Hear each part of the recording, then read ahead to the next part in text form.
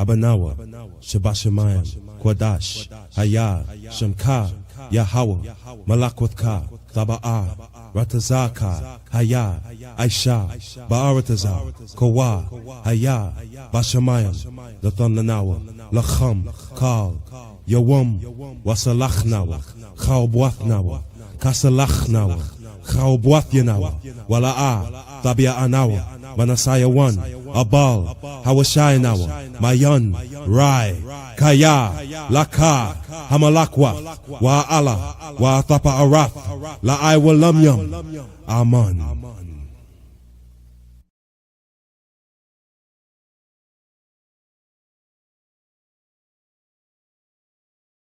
Ya Baraka, Ya Baraka, Yahweh, Yahweh, Waya Shamaka, Waya Shamaka, Yahweh, Yahweh, Ya Yahweh, Panyawa Al Yak, Panyawa Al Yak, Waya Khanka, Waya Khanka, Yahweh, Yahweh, Yasha'a Yahweh, Yasha'a Yahweh, Panyawa Al Yak, Panyawa Al Yak, Wayasham, Wayasham, Laka Shalom, Laka Shalom, Yahweh Bahasham, Yahweh Bahasham, Yahweh Shah, Yahweh Shah, Barak Rapah, Barak Rapah, Yahweh, Yahweh, Yahweh Bahasham, Yahweh Bahasham, Yahweh Shah, Yahweh Shah,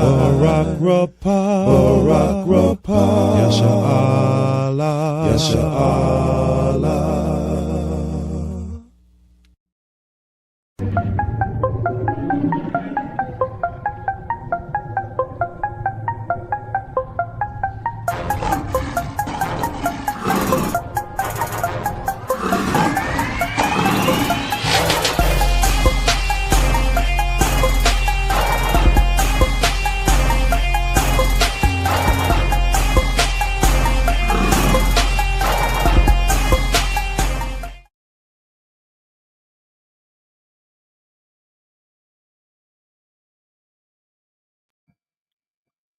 Shalom, y'all. Shalom, shalom, shalom.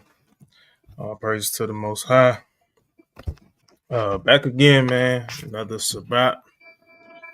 So our praises just to be here, man. You know, not gonna keep y'all waiting, right? Because this is a straight to the point class. So, my God, you got anything you want to add before we get to it? Just shalom, everybody. Hope everybody have a good Shabbat. And that's pretty much it.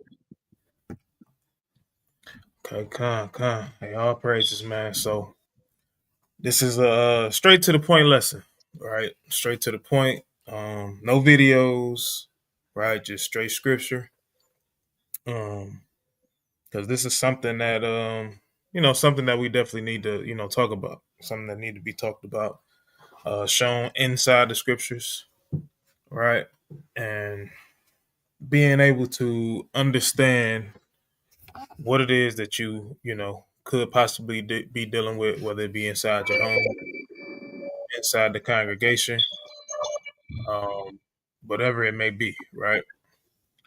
So, title is called "Understanding Rebellious Children," right? So, titled this because we may want to know how to deal with rebellious children, right? But I want to title it this because we have to have an understanding, right? Because you don't even know why your child may be acting a certain way, may be acting out, and different things like that. You never know why. It could be something that you've done.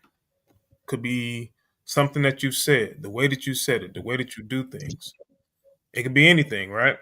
So we gotta be able to understand what rebellion is, right? So, I want to start with John 15. It sounds like an airplane, man, on your end. Oh, for real? Yeah, Like really bad? yeah, it's real bad. Oh Yeah. man. Sound like you're leaving the airport, man. Hold on, man. All right, so forget it. Let me just try to take these out there. It's these probably these headphones. Let me unplug it and plug it back in. Maybe if I cut my volume down. About my volume. And how about it now? No, it was still staticky. Oh, it's like static. Okay, gotcha. Yeah, How about now? kind of still hear it. Still a little feedback in there. It Okay. could. I think it is the headphones because it really didn't start doing that until you start using those. Okay, gotcha, That's gotcha. cool. All right. Don't worry, I can take these off. I like them better. I can really. But can you hear me clear? Much better, much better. All praises. Right. So let's go. Like I said, let's go right into the scriptures, right? Because being rebellious, it comes with a spirit, right? And it's the spirit of I want to do what I want to do, how I want to do it, right? And we've always had that spirit, right? Within this community, within our community, right? Always had it before the truth. Now that we have the truth and everything, right? We still have that spirit, right? A lot of people want to do what they want to do when it comes down to keeping the commandments. You know what I'm saying? We talk about it plenty of times, right? We talk about it plenty of times how, people there, hey, they'll keep Passover, they'll keep first fruits, but hey, tabernacles come around, they hide. You know what I'm saying? You ain't heard from the brother all week. So again, it comes with a spirit, right? So let's start with Mark chapter 5.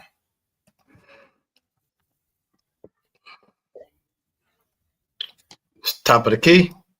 Top of the key. All right, this is the book of Mark, chapter 5 and verse 1. And they came over unto the other side of the sea, into the country of the Gadarenes.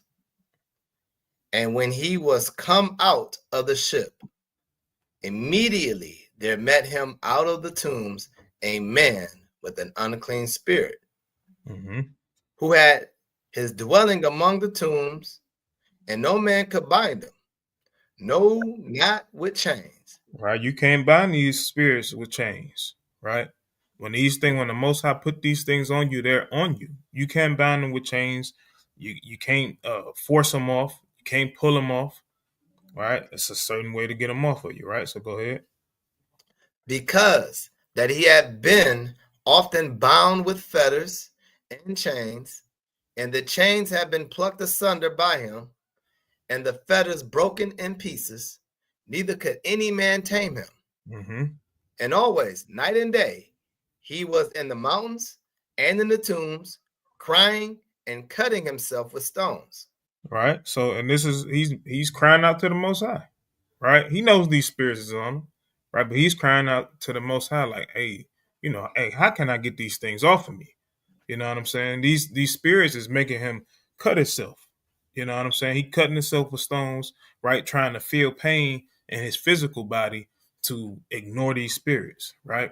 But these spirits ain't going nowhere. They strong on him, right? And we gotta understand that, especially when it comes down to our children, we sending these children to these public schools, charter schools, whatever kind of school you may be sending them to, right? And there's a bunch of other kids around them carrying a bunch of different spirits, right? So now when they come home, right, those spirits done already undone the things that you may have taught at home, right? They carrying on, they jumping inside these kids' backpacks and coming home with them, right? And they battling these things. And we sitting there wondering why our children don't want to listen to us, right? Again, we got to understand, just as well as we're in captivity, our children is in captivity too, right? So go ahead. All right. Verse 6. But when he saw Yahushua far off, he ran and worshipped him, and cried with a loud voice, and said, What have I to do with thee, Yahushua, the Son of the Most High Yahweh? I adjure thee by Yahweh that thou torment me not. For he said unto him, Come out of the man, thou unclean spirit. And he asked him, What is thy name? And he answered, saying, My name is Legion, for we are many.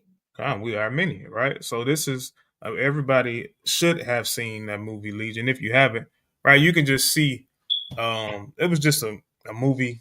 They made it kind of like a quote unquote something like a zombie apocalypse in a sense, right? But it was just different spirits, right? And they all wanted to come to this particular baby that was going to be born, right? Now they never called his name Jesus in the movie, right? But you just gotta just about bet that they're trying to make this thing as them trying to protect Christ, right? And all of these evil spirits trying to come and kill the baby.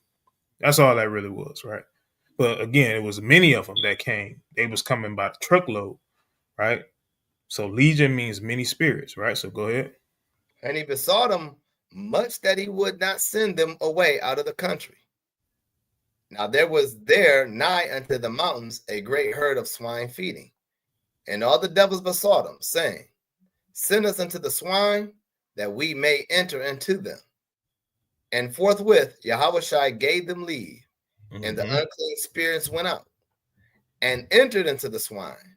And the herd ran violently down a steep place into the sea. They were about 2,000, and were choked in the sea. Right, so they drowned in the sea, right? So just imagine that these spirits come out of this man and go into this swine, and the swine start acting crazy, right? Start acting crazy because we know, hey, a pig, you can have a pig, that thing won't bother you. It's eating up all of the garbage on the earth, right? You can be surrounded by a bunch of them. They ain't bothering you, right? For the most part, they're not bothering you. But just imagine seeing something like this, right? With the physical eye. But this is exactly what's happening to our children in their mind frame when we send them out going to school, when we send them over so-called friends' houses, right? That especially the ones that don't keep commandments. These are the things that's attacking our children, right? And again, this lesson is going to be redundant. We're going to repeat ourselves all night long, right? But it's just to show and to help us understand why our children are rebellious, right? Or some of the reasons, right? Because it could just be that the Most High didn't choose them. It could just be that simple, right? But only time will tell, right? So go ahead. All right. Verse 14. And they that fed the swine fled, and told it in the city and in the country, and they went out to see what it was that was done. And they come to see Salakia, and they come to Yahushua and see him that was possessed with the devil, and had the legion sitting and clothed and in his right mind, and they were afraid. Mm-hmm. And they that saw it told them how it befell to him that was possessed with the devil, and also concerning the swine. And they began to pray him to depart out of their coasts. And when he was come into the ship, he that had been possessed with the devil prayed him that he might be with him. Right. So now, once these unclean spirits leave, the man recognized that as well. Right. He recognizes who Yahushua is. And he's like, hey, man, all praises that you got these things from off of me. I'm going to continue to pray. Right. Because a lot of our people, what they do is, hey, I'm feeling good. You know what I'm saying? And, I done got whatever was on me, that depressed feeling that I had is off me now. So, hey, I'm good. And you don't even think about praying. Right. But no, that's not how we got to be, right? That's not how we got to teach our children. It doesn't matter if something is bothering you or if it's not bothering you. We have to continue to send up prayers, right? Day in and night out, right? All day long, right? Go ahead. I lost where I was at. I'm at 18. Verse 19. 19 count. All right.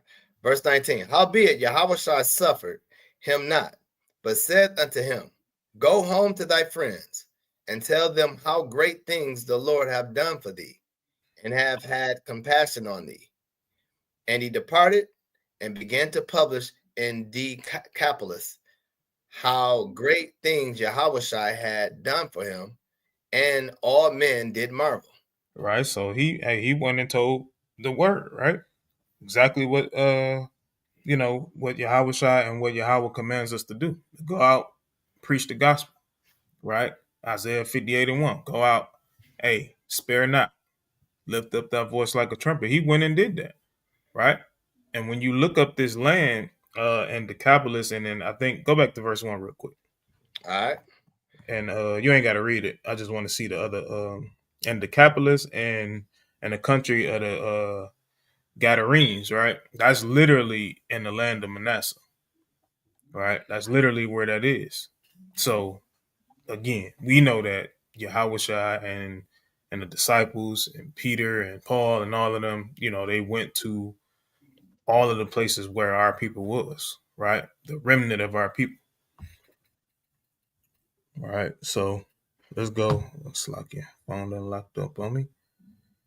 All right. So let's go to 1 Corinthians 3.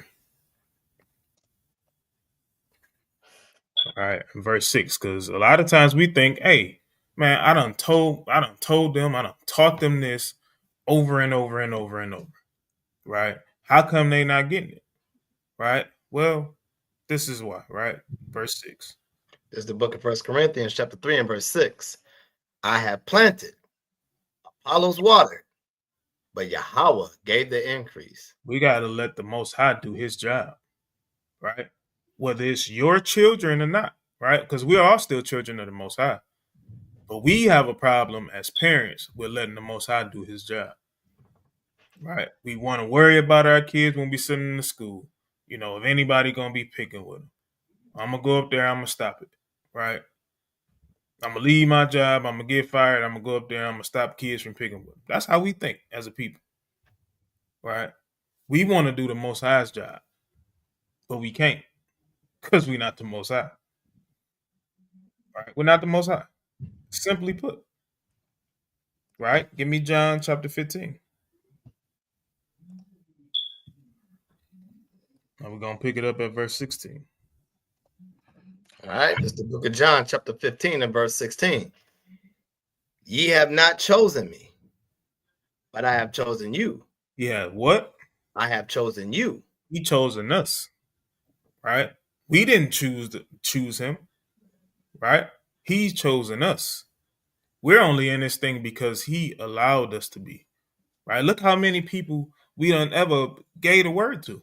Right? Via Clubhouse, via face-to-face, via Facebook, via YouTube. Look how many people we done gave the word to. And look how many people not listening. And we think our kids are exempt from that list of not listening. We can't think that. Right? But we got to trust in the Most High that, hey, we do what he say. Like it says in Proverbs, we ain't got to get it.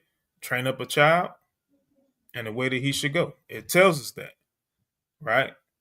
It don't say, hey, you make sure, you know what I'm saying, that they do this and they do that, right? You have them walk around with a camera so you can see their every move. You know what I'm saying? Being like, forgot the name of that movie. It's a movie Ice Cube just did, right? Where he was like a computer genius, so to speak. And he would always see what his kids was at, what they was doing. That's how a lot of us parents want to be on our kids, but guess what? We can't be that way. Right? We got to let the Most High do his job because he chose us. It's not the other way around, right? Go ahead. Ye have not chosen me, but I have chosen you and ordained you that you should go and bring forth fruit, and that your fruit should remain, that whatsoever ye shall ask of the Father in my name, he may give it you. Mm-hmm. Keep going. These things I command you, that ye love one another. And remember, we know what love is. Love is the keeping of the commandments, right? So go ahead. If the world hates you, ye know that it hated me before it hated you. Mm-hmm. If ye were of the world would love his own. But because ye are not of the world, but I have chosen you out of the world, therefore the world hateth you. Hey, and this could be our children, right? Our children can be of the world. And we're going to go through, maybe one or two of the stories inside the Bible, and we're going to see, right? We're going to see righteous men with rebellious children, You know, even though we don't necessarily have to, we could just look at the children of Israel, right? Look at the children of Israel. What child, right, is not listed in Revelation to that can has his own gate, right? It's literally the tribe of Dan. Dan don't have his own gate, right? And he came straight from Jacob's loins, but he don't have his own gate. But his grandchildren inherited because they were considered to be righteous children at the time, right? Even though we know eventually they will go off, but still, at the end of the day, Dan got pushed to the outside, right? Even though he's going to be grafted back in through the 12 tribes and still judge his people, right? At the end of the day, he lost that ability to be a ruler, to have 12,000 ruling, just how it says the other tribal members will rule in Revelation, right? He lost out on that. So guess what? If Jacob can have trouble with a son or sons, plural, hey, why are we exempt? Right? We deserve much more, much worse. All right, but go ahead. All right. All right, verse 20. Remember the word that I said unto you. The servant is not greater than his Lord. If you have persecuted me, they will also persecute you. If they have kept my saying, they will keep yours also. Mm-hmm. But all these things will they do unto you for my name's sake, because they know not him that sent me. All right, our children don't know the Most High. We can explain it up till we blue in the face. Deuteronomy 28, we was cursed. They had us in slavery, right? Oh, we got to keep Passover every year around April, sometime in April, maybe late November, right? We got to keep Passover. Oh, new moon. You know, these kids see these things, but hey, guess what? It phases out because they got to deal with the world, and they may become a part of the world, right? But we got to do our due diligence to teach them as much as we can, show them, all right, answer any questions, be there for them when we see things going off, when they not asking questions. Hey, let's just have that conversation. Have a conversation with them, right? It may go a long way. You may not see an immediate response from them, but guess what? Later on down the line, children always come back and literally go to their parents and be like, I understand why you did this. I understand why you were saying this, right? So we got to trust the Most High to bring them into the fold. We can't make them do nothing, right? Go ahead. We're going down to verse 27. All right. All right, verse 21. No, verse 22. If I had not come and spoken unto them, they had not had sin, but now they have no cloak for their sin. They don't have a cover, right? They don't have a cover. Yahushua should be that, but since they want to be rebellious, they don't have that cover. Go ahead. He that hateth me hateth my Father also. If I had not done among them the works which none other man did, they had not had sin.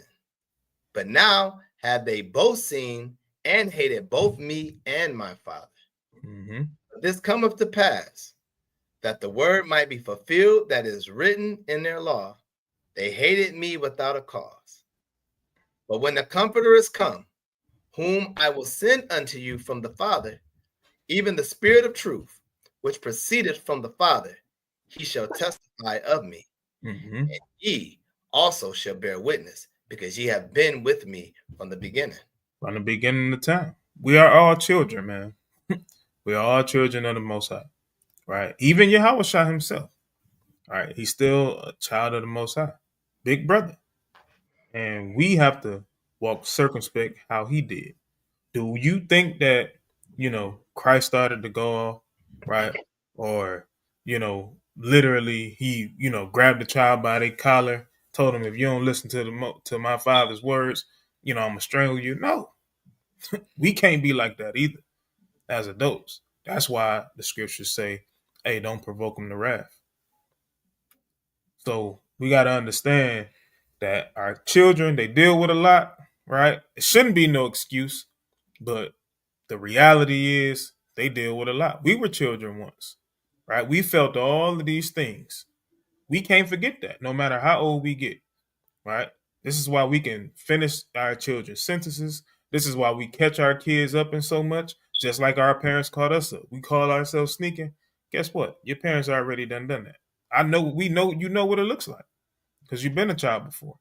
So since we've been a child before, let's not forget the rebelliousness that we had as children, right? And now that we come into adulthood, guess what? We reaping what we sowed, right? We reaping what we sowed. Matter of fact, get that in Galatians, Okay.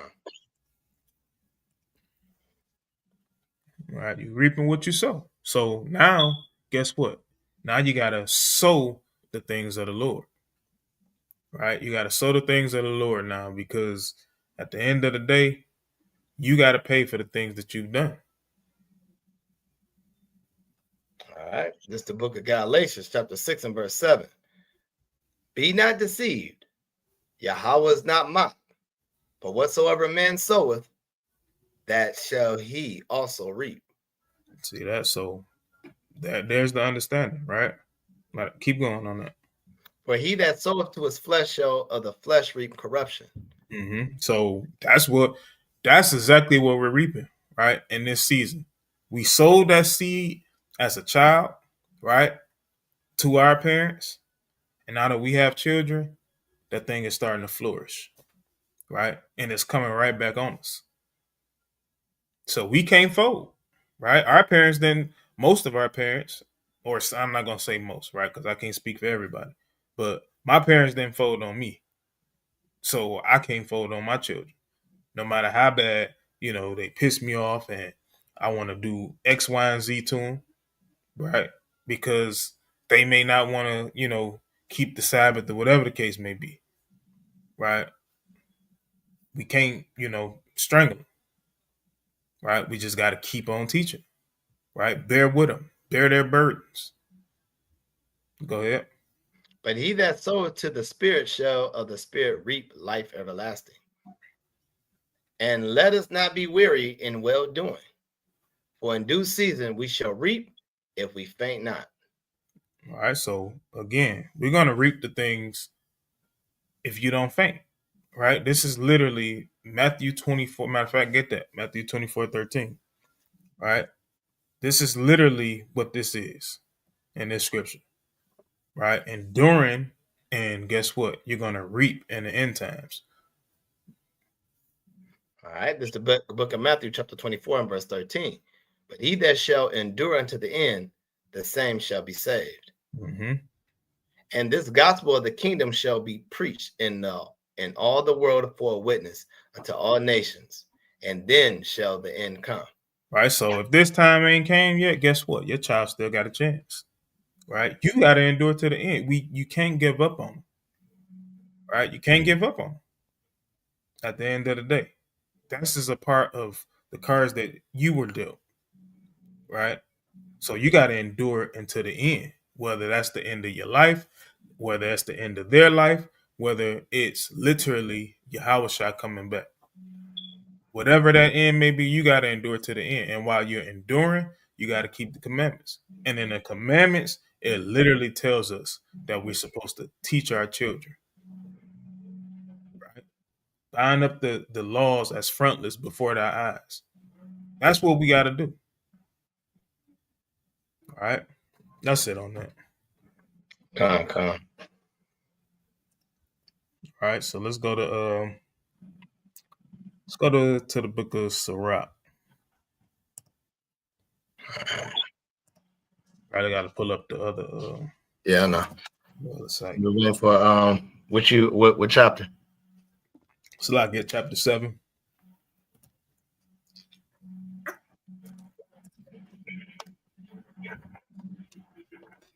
What verse?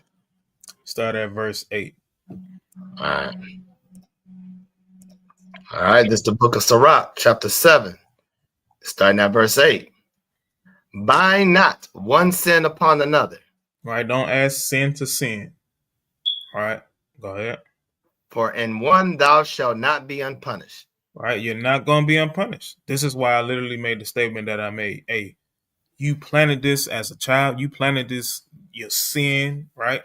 Things that you done done against your parents and against the Most High. You planted that as a child, right? And we didn't just do it one time as a child. Just imagine, right? Imagine the things that our parents caught, and then imagine the things that they didn't catch, that they told us clearly not to do. A commandment that our parents made that we're supposed to keep. Because in the Ten Commandments, it literally says, honor thy mother and thy father. And if you do something against what they said, right, as long as they ain't telling you to eat no pork or anything of that nature, right, but you do something against what they told you to do, the law of their home, guess what? You sinned against your parents. You dishonored them. And hey, me speaking, I know me for sure. You know, my mama will tell you in a heartbeat. Yeah, I was hard headed, right? But at the end of the day, hey, we here. So now, all of the things that I put my parents through, guess what? It started as my children get older, started to creep up one by one. Right? But go ahead. Say not, Yahweh will look upon the multitude. Hold on, let me start up. Bind not one sin upon another, for and thou shalt not be unpunished. Say not, Yahweh will look upon the multitude of my oblations, and when I offer to the Most High Yahweh, he will accept it. Right? So don't just think that, oh, I can offer this sacrifice, right? Or I can just repent and the Most High going to accept it, right? I can just keep on repenting continuously over and over and over again, and the Most High going to accept it. Eventually, your grace runs out, right? So we can't do that even as adults, right? Because even as adults, we're still children and Yahweh is our Father, right? Go to chapter 13 and start at verse number 14. All right, this is the book of Sirach, chapter 13 and verse 14. Love the Lord all thy life, and call upon him for thy salvation. Every beast loveth his like, and every man loveth his neighbor. Right? Every beast loveth his like, and every man loveth his neighbor, right? So think about this from your children's eyes, right? The things that your child likes, right? The things that they watch on TV, things that they watch on YouTube, things that they see on social media, right? It's other kids that's inside these classrooms, right? Around the neighborhood. And they doing all of the things that they see, repeating everything that they seen on TV, just like we did as children, right? I was a part of that era where Cameron was wearing pink, pink fur, pink shoes. Hey, guess what we used to go do? Get the pink tees, the tall tees, a big long tee down to my knees. Not me. God. So I was just saying, you know what I'm saying? Every generation they did something like, even in what was it during the 80s, right? We'll run DMC and the Adidas and the track suits, you know what I'm saying? It was always something, but we always repeated it. You know what I'm saying? Being young children, young teenagers, things of that nature, right? We love it, the things that's just like us that we see, right?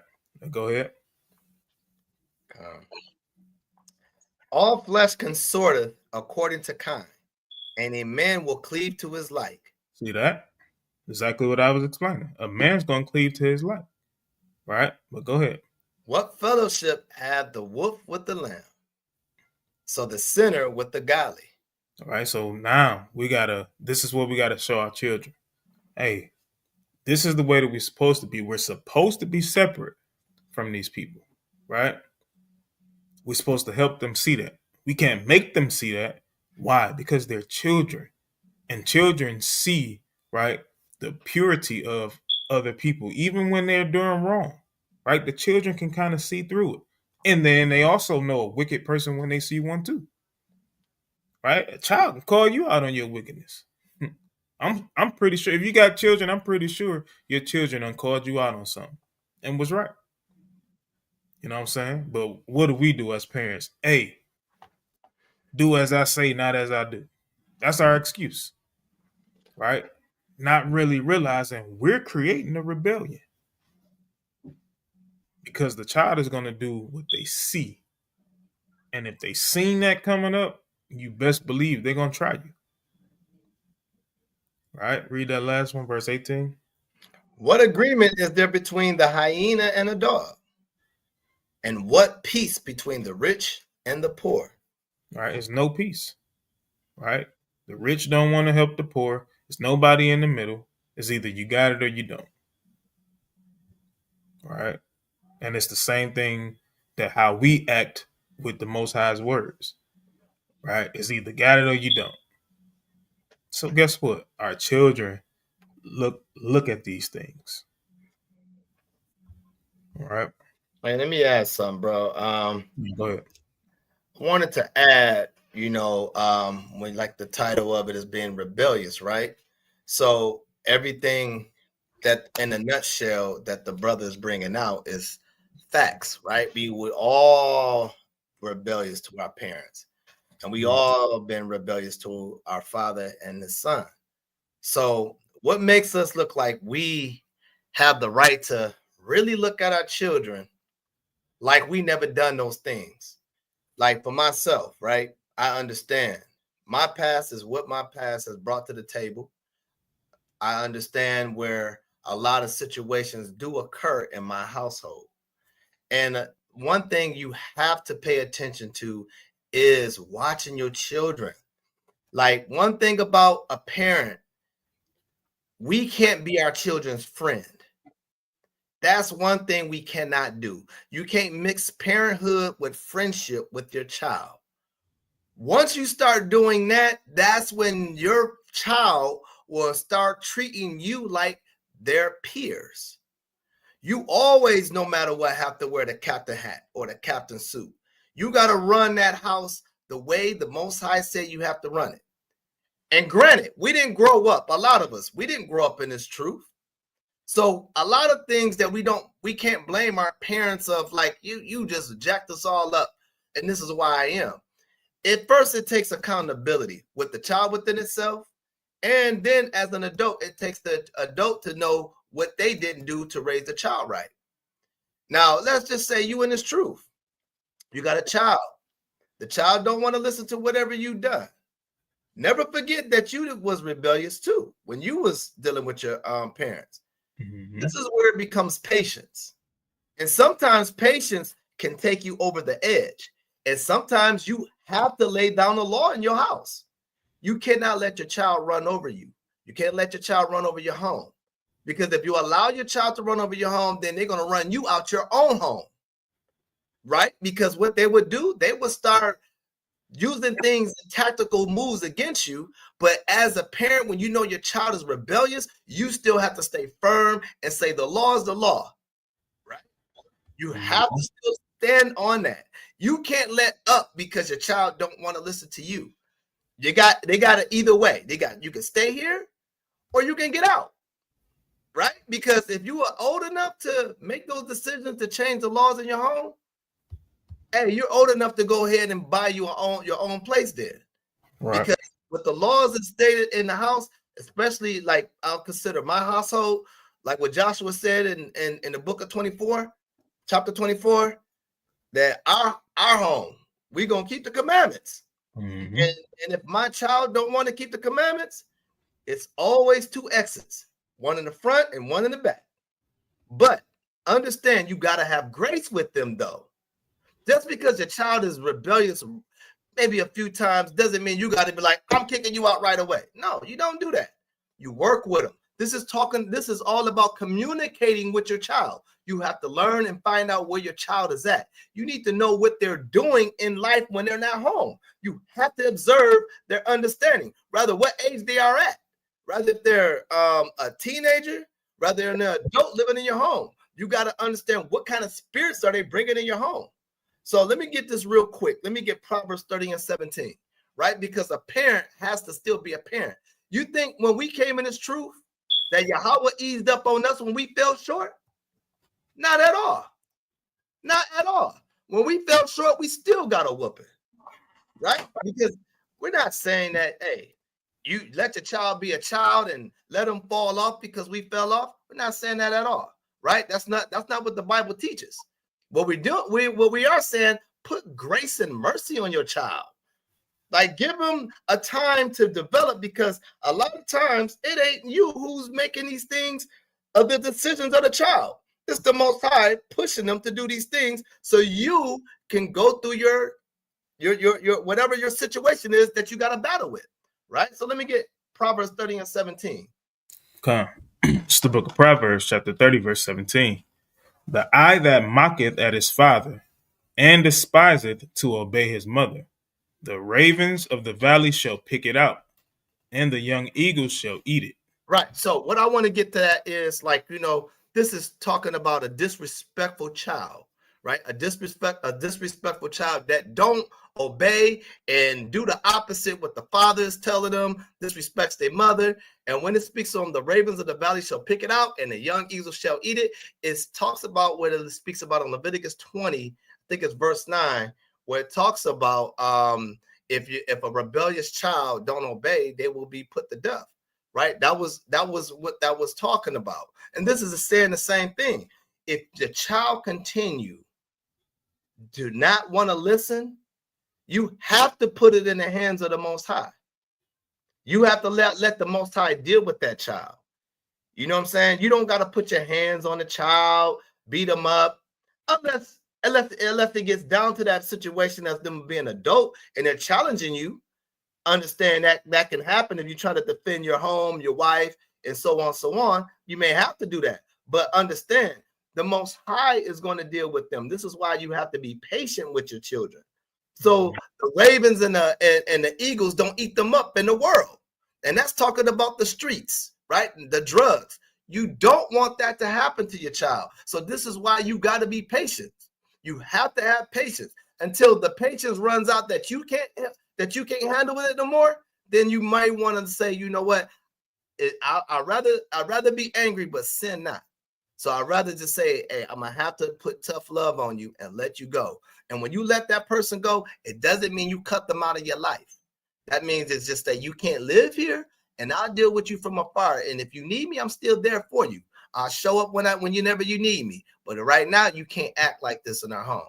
All right, and I'll land there. Okay. All right. So from there, let's get Proverbs 20. 20 and verse 11. 20 and 11. Okay. All right, this is the book of Proverbs, chapter 20 and verse 11. Even a child is knowing, Salakia. Even a child is known by his doings, whether his work be pure and whether it be right. All right. So the Most High, hey, these children are getting judged. Right? These children are getting judged. We ain't talking about your, 5, 6, 7, 8, 9-year-olds. We're not talking about that, right? When they're literally, old enough to have a concept of understanding. You know what I'm saying? Around that 12, the 13, 14, you know what I'm saying? And this is not all children, right? Because again, children develop differently. You know what I'm saying? Some it may be later. Some is early, right? But just about, between 12 and 14, that's that age. That's that age where they really start to try you. You know what I'm saying? Because they think they slick, right? But Solomon is saying, hey, even a child is known by his doings, right? Whether his work is pure and whether it's right, right? So they're going to get judged at the end of the day, right? And it's going to happen as a child in little kitty ways, right? It's going to happen with their peers. This is when you're in school, they may be making fun of you, right? It's going to happen, hey, when you come home, it might be a little depressed. You know what I'm saying? And it may seem like it's for no reason or whatever the case may be. They don't even know, right? That's the Most High putting that judgment on them because they know that they're doing things that's not right, right? As children, we all felt these things, right? We used to be mad for no reason, right? No reason at all. You just mad and angry. Hey, the Most High is sending that spirit on you. Why? Because you're doing the things to earn that spirit from the Most High. Okay. The Most High ain't gonna send no wicked spirit on you if you ain't being wicked. All right, so let's grab give me Isaiah 30. What verse? Right at the top. All right, come. This is the book of Isaiah, chapter 30, and verse 1. Woe to the rebellious children, says the Lord. Right, destruction. Right, go ahead. That take counsel, but not of me. Right, they take counsel of all of these things. They take counsel of TikTok, YouTube, right? Little young ladies watching baddies, watching just females fight all the time. Right, this is why our children got anger issues, because all they doing is watching fight videos on the internet. God. Hey, let me interject with real quick. Right, go ahead. And that's the parents' fault not watching and keeping up with their watching. So you can't blame the child that they're watching these things and they're walking around with a cell phone in their home with their head down or whatever case may be, locked in the room, and you just allow them to stay in the room like they're Esau. No, you need to check their phones. Need to understand what kind of spirits is on my child. So I can have that discussion. You need to talk to your children. No matter if the child don't want to listen or not. You are the parent. You're not the friend or the child. You're the parent. You know, so you're going to be judged as a parent not keeping up with your child. Mm-hmm. All right, that's all I got. Yeah, and that's us literally starting them from when they 2 and 3 years old, right? 2-year-olds knowing how to work a tablet. When we was 2, we ain't know what a tablet was. We barely knew what a TV was. We was 2 years old. But now Esau and this technology is so advanced that it's easy enough for a 2 and 3-year-old to work it. So now to keep them quiet, right? Hey, they keep on fussing and something like that. Oh, they hungry, you give them a little food and a tablet. And they out your way, right? Also, you can go and watch whatever, Lord knows what on TV, or you can be on the phone talking and yapping all day, or you can be down and playing a video game all day. You just stick them in front of something. Right? Oh, they ain't bothering me. I'm good. Well, guess what? When you get older, they're going to bother you. Right? They're going to make you want to strangle them. But hey, we use this all the time. We ain't got to go there, but 2 Corinthians 13:5. Right? Examine thyself. Right? More times than not, it's your fault when you got a rebellious child. That's right. You know what I'm saying? More times than not. At the end of the day, it is what it is. Right? But even let's just rewind time a little bit, right? Or a lot of it, actually. Let's go back to Adam. Right? His children, Cain and Abel. Right? Now, we know that Adam taught him because the scripture speaks about them doing sacrifice. It speaks about Adam, offering the right thing. Not Adam, Salakia. Abel offering the right things, right? And then Cain wanted to be fleshly and offered the wrong things, right? Well, hey, guess what Adam did before he had Cain, right? He did what he did, and he tried to blame the Most High, tried to shift the blame, right? Not taking accountability, right? It's things that he done that was in his character that, guess what, trickled on down to the generation that came. At the end of the day, look in the mirror, right? The scripture, we understand the scripture in Sirach. As a matter of fact, finish this and get Sirach 26. All right.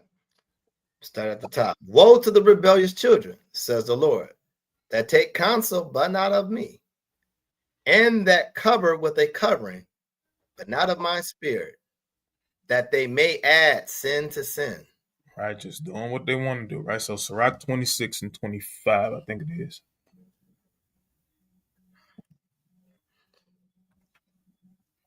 Right. Now, I know that this scripture is, talking about having a rebellious wife that's given in part to a wicked man. Hey, well, I'm using this to say it's the same thing with children, right? Because guess what? These is actually 23, right? Guess where these children come from? It come from these women. These children come from women. So this is about your children as well. Go ahead. All right. Not in context. I'm not saying that in context. I don't want nobody, making no video saying that these brothers don't know how to teach. All right. This is the book of Sirach, chapter 26 and verse 23. A wicked man is given as a portion to a wicked man. Salaki, let me start that over. A wicked woman is given as a portion to a wicked man, but a godly woman is given to him that feareth the Lord. Right? Like I said, it's the same thing with the children. Why? Because your children, they pick up these things. If you're in the house, you arguing, fussing, fighting, you know what I'm saying? These children picking up on that. They're going to have anger issues. They're going to be short-tempered, right? They may be short-tempered or they may be traumatized to where anytime somebody yelling at them, they start to cry, right? Or they get nervous, thinking that something is about to happen. Why? Because you as parents want to be arguing all in their face and doing all of these things all of the time, right? And the children's going to pick up on that. Right, so go from there. Let's go to Psalm 78. Psalm 78.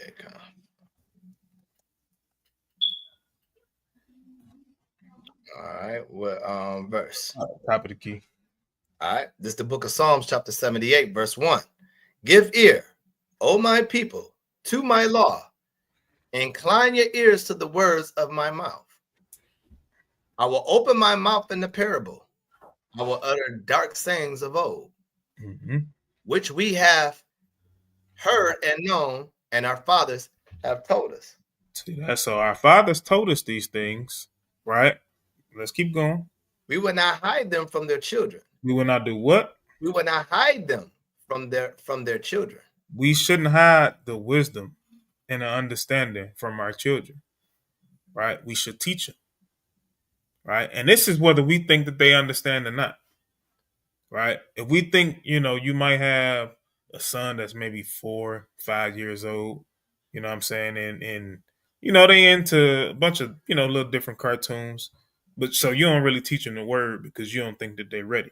That's the wrong way to be, right? And shout out to the brother Chief Ephraim, like from the servants, right? His youngest son that he had not too long ago. You know what I'm saying? Literally knows Hebrew. He know more Hebrew than I do. Right? Knows how to read it, know how to pronounce these words, knowing all of these different things, right? Because you're not hiding them from their children. But we get in this truth, and hey, certain things we don't really tell them, right? You get to a feast day, you ignore our children. We don't really have no dealings with them. You know what I'm saying? Or during Bible study, you know what I'm saying? We literally do things just for the adults. We're bringing out lessons just for the adults, and the children just off to the side. Some of them may be playing. The older children, they know better than to be running around, so they just sitting there halfway listening, right? We don't involve them. I'm saying this because not only just in our congregations do things got to change. This is in all congregations that we shouldn't be hiding even these type of lessons from our children. We can bring it out in a different way, right? Because again, we've all been 13, 14, 15 years old. We know how they can understand certain things and we can bring it out. Now, do we have to open up the whole entire Bible to literally go to Revelation chapter 9 and do a whole breakdown like they're going to understand it? No, you don't got to do that, right? But guess what? We got to do exactly read verse 3. Start at verse 3 again. All right, which we have heard and known. Which we have heard and known, right? So the things that you've heard about, right? When we hear about the things that happened during the time of Egypt, right? And when we read it, we see what happened, right? We know that our fathers have told us, talking about our forefathers in the scriptures, right? And even the prophets of today's time, right? We not supposed to hide this from our children. Go ahead. All right, verse 4. We will not hide them from their children, showing to the generation to come the praises of the Lord and his strength and his wonderful works that he have done. All right, don't hide it. Embrace it. Right? When your children is sitting there and they want to cuss and they want to fight with other kids and doing things like that, hey, don't hide these words from your children. Break it down. Show them Deuteronomy 28 and verse 54, right? That we was going to hate our brothers in our heart. Show them these things so they can realize, hey, this is why these things is happening to you in school, right? Because you hate your people, right? They not knowing. They not knowing. They not really understanding that this curse is upon them, right? But right now we do, right? We know when our children, when our children hate us, right? When our children hate us, we know that. We know when our children don't like us in the in certain moments. But guess what? We still bring out this word to them. Hey, Right? was you done with that, bro? I ain't, but you can go ahead. No, let's stay what you done with that. So because I'm going somewhere else. All right, come. All right. Verse 5. Let me 4 again. We will not hide them from their children, showing to the generation to come the praises of the Lord and his strength and his wonderful works that he have done. For he established a testimony in Jacob and appointed a law in Israel, which he commanded our fathers that they should make them known to their children. Mm-hmm. Make known the law, right? The first 5 books, things that we're supposed to do. Go ahead. That the generation to come might know them, even the children which should be born, who shall arise and declare them to their children. Why? So they can do the same thing. Because we understand when we read in the book of Judges how the children of Israel kept going into captivity after captivity after captivity. Why? Because the judge will die, the children forget all about God until the Most High raised somebody else up. It was the same thing over and over again. And it's because, guess what? The parents wasn't continuously teaching the children. They was just depending on whoever was the judge at that time. We all depending on one man. That one man passed. Now where you at? Right? Go ahead. All right. Verse 7. Let me start at 6 again. That the generation to come might know them, even the children which should be born, who should arise and declare them to their children, that they might set their hope in Yahweh. See that they might, right? That they might set their hope in the Most High. Right? Go ahead. And not forget the works of Yahweh, but keep his commandments. Mm-hmm. Go ahead. And might not be as their fathers. Right, as their fathers, right? This is not talking about the ones that was keeping keeping the commandments and righteousness, right? It's talking about go ahead, read that, finish that. A stubborn and rebellious generation. That's who it's talking about. That they might not be like those fathers, the stubborn and rebellious generation. Because this is where these kids come from, right? And guess what? In or out this truth, hey, you are part of a stubborn and rebellious generation. And so is your seed that comes after you, right? Most High willing they catch on at an early age. But guess what? They come from stubborn and rebellious parents, right? We didn't learn, some of us at least, somebody like me that, been in the truth for a good 10 years or so, right? Didn't learn these things, as a younger adult. And then didn't even really start keeping these things like when I first ever had children, right?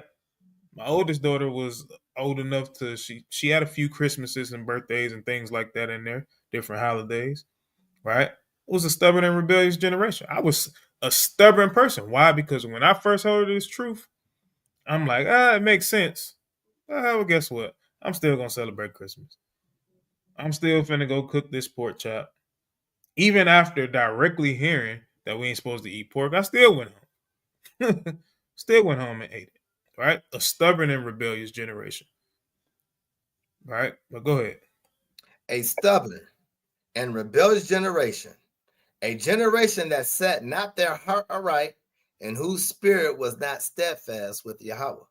Right? So when we first heard these words and these commandments and these things being broken down to us that we are the children of Israel, and you didn't listen right away, and now it's your turn to that you have now that you have learned these things to turn around and break these things down to your kids, and you think your kids supposed to get on board right away, you got another thing coming.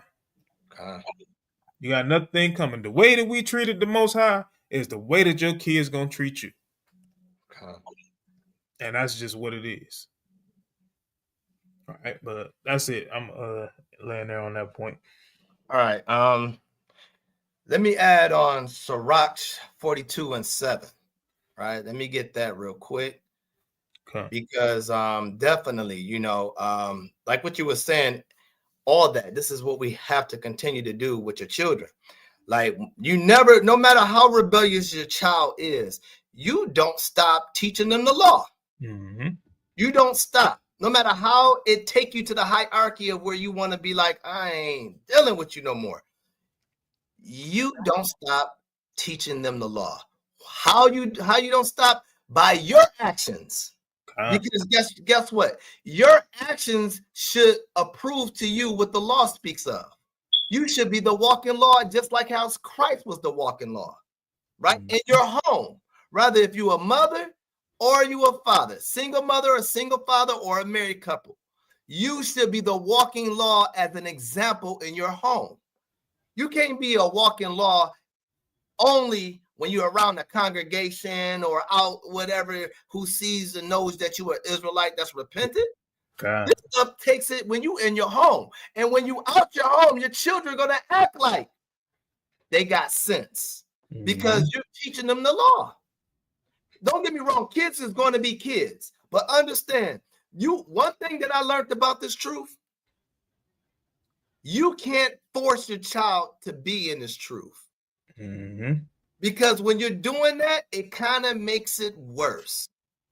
So, I can say not everybody that been around me accepts what I say in my household. It's just what it is. But me, I don't care. I don't care. Because whatever I want to live my life for the Most High, that's how I'm going to do it. But guess what? I'm going to be patient. I'm going to be patient as much as I can. No matter how I may be frustrated, I'm going to work in patience before I work in anger when I'm dealing with my children. I have to work in patience before I deal with my anger, because the anger can get the best of you and it makes you say things which you shouldn't have said because you didn't have the patience to correct what was going on. Right? So let me read. Give me verse 7 real quick. All right. It's the book of Sirach, chapter 42, starting at verse 7. It says, deliver all things in number and weight. Right. So keep everything together, record it, right? Let everything be balanced. Go ahead. And put all in writing that thou givest out or receivest in. Right. That's giving them the law, right? Have that conversation and have them sit down. Give them accurate recordings of the law, right? Of the first 5 books. Go ahead. Be not ashamed to inform the unwise and foolish. Don't be afraid to correct. When your child is acting foolish, don't be ashamed or don't move slow to correct. Right? Read that again. Be not ashamed to inform the unwise and foolish. Because the child is unwise and they do foolish things. That's why as grown folks and adults, that's why we're called the children of Israel. He don't call us the men and the strong women of Israel. He calls us the children of Israel because we do unwise and foolish things. All right, go ahead. And the extreme age that contendeth with those that are young. Right. Thus, so to say that again. And the extreme age that contendeth with those that are young. Right. So even if you, right, thinking that you got yourself together as a parent, hey, the child has the opportunity to correct the old also. Right? Because it takes a collective. When you a family and you're teaching the laws, if you're the head of your home, you have to know how to take correction too. That's how your child going to understand how to listen and follow directions. If you're being called out and you take that into the chin and say, you know what, You got me on that. You right. Sometimes you, as the person that's given out the law, you also have to take it when the law is given back to you, and you have to show submission when that law is showing that you are off. It don't just take my child just need to listen to me and that's it. No, like, cause that's one thing that I don't do with my children. I give them the opportunity to speak instead of me saying, no, you ain't got nothing to say. You do what I say, and if I say to do it, don't give me no lip. No, let me hear what you got. And if it don't make sense, then I'm gonna correct you again. And if it makes sense, you're giving me a reason why you did it, then I will give you an understanding. Even if the understanding is still off, I'm going to say, you know what, but still, I get why you did that, but this is what you need to do. Simple as that. All right, continue. Thus shalt thou be truly learned and approved of all men living. 9. The father waketh for the daughter when no man knoweth. Right. What that means? That a father is worrying about his daughter, a rebellious daughter or a rebellious son. Right? Because what your rebellious daughter could be doing, looking for a man on the low key behind your back. Right? Going to school, she wears a dress, but she takes the dress off and wear pants or booty shorts. Right? That kind of makes a man worry. What do a father worry about a young man? Right? Is he hanging with the right crowd? Is he hanging around with the drug dealers? Why father worry about that? Because you were once a child. You were once that guy that wanted to be around the gang bangers. So you're thinking that, hey, the apple don't fall too far from the tree. So this is why men, especially when it comes to women, we're worried because we were men that was on a hunt looking for young girls. It's the same thing why a father would sit there and he worries about his daughter. Go ahead. The father waketh for the daughter when no man knoweth, and the care for her taketh away sleep. He can't even sleep when his daughter get out the house. That's the it goes into a lot of times it's a double standard when it comes to the man, when it with his daughter. You know what I'm saying? It is a double fact. I mean, it is a double standard. Okay. But I will let you know though, when you're worrying too much about your daughter, guess who out there hanging with the G's and the OGs and selling drugs? Yeah. You ain't got too much thought about him, but you worrying about her, hoping she ain't lifted up her legs. But you ain't worrying about the man, the little boy that got a little pistol under his mattress. You know what I'm saying? Because he picked things up in the world because you ain't worried about him. You worried about the daughter, right? This goes both ways with it. Sometimes it have to be a double standard at times when it comes to a woman. But understand, you got to find somewhere to get back and have that balance for that young man, because guess who's going to boss up on you quicker? The young man will. He thinking he's a man. He got a little hair on his chest and he going to flex. He got a little push-ups going on. You see him working out in his room. Hey, a lot of times when you see your son working out and he working out hard, he might be working out for you. So you got to be a man and be like, I'm about to be working out with you too, because I know what you're doing, because I know you got that testosterone growing into you, right? Hey, just ask King David. God, for sure. Right. So it says, when she is young, lest she pass away the flower of her age, and being married, lest she should be hated. And her virginity, lest she should be defiled and gotten with child in her father's house. And that's the worst. We don't want to have that, right? We don't want to have that. And how you can do that? Just by constantly proving and showing your daughter the law, statutes, the commandments. And you mothers that's trying to be a friend to your daughters, that's why they come home pregnant, because you dap up what's right with what's wrong and say it's okay. And then a lot of times you will say, I relate why you did that, so I get it, and you don't do nothing about it. You still do something about it. Rather, if they did do it, you got to be like, hey, I did that too, but that's not what you going to do. The parent is the guardian. It's the compass to the children's life. Why? Because we already been there. We already been there, so we already know what's out there. They don't know what's out there. So you got to be the one to step up and say, no, this is how it's supposed to go. Because I love you that much, That's why I'm on you like that, because I know it's out there, and I thought the way you thought. You gotta let your child relate to you when you was a kid. If you always make it seem like I ain't do this and you on their case and you can't relate with them, how can a child understand where you talking about? Because it always seems like you never did what they did. Mm-hmm. You gotta relate with your child. They need to know your past. My children know my past. My children know my past. Why? Because I'm letting them know I got experience. Mm-hmm. I gotta let them know that. I ain't ashamed of my past. I gotta let them know what kind of man I was back in the world, what kind of nigga I was. So I gotta tell my daughters that. I gotta tell my young boys, even though they're a little bit young, I give them a little small dose of things. But my oldest daughter, she knows. Ain't nothing to hide.